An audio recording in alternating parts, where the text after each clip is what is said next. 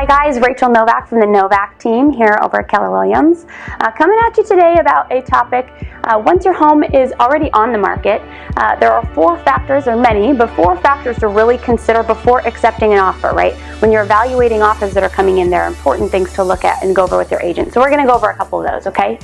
First off, we're going to look at the inspection contingency. It's really important to know whether or not that inspection contingency has some limitations.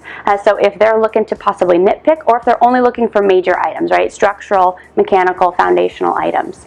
And timing of that inspection is really important. So are they looking for a period to do their inspection and get a response? Or are they willing to shorten that period up, right? And get it done within 48 hours and get a response back so we can get this thing going, okay?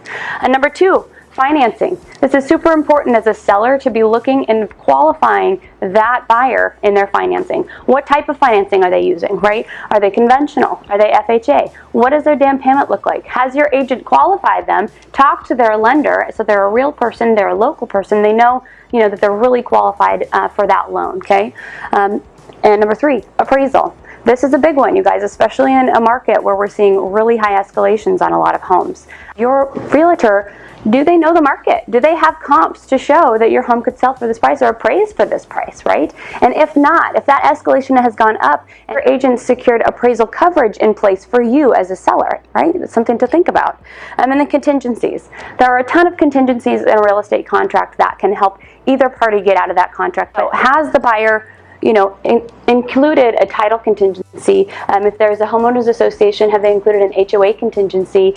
Also there's something called an information verification period. There are so many ways that buyers can get out of contract. So a really strong offer, a really strong contract for you as a seller is going to have a lot of those things waived or even revoked, right? So it's important that your realtor knows these things. In a multiple offer situation, it's really, really important that you're looking at all of these things before even getting under contract, right, with those buyers. As a seller, you have a little bit of leverage to be able to come back and forth, right? The negotiation starts before you're ever really under contract, right? Your agent should be able to guide you into and through a contract to a successful closing with as few surprises as possible.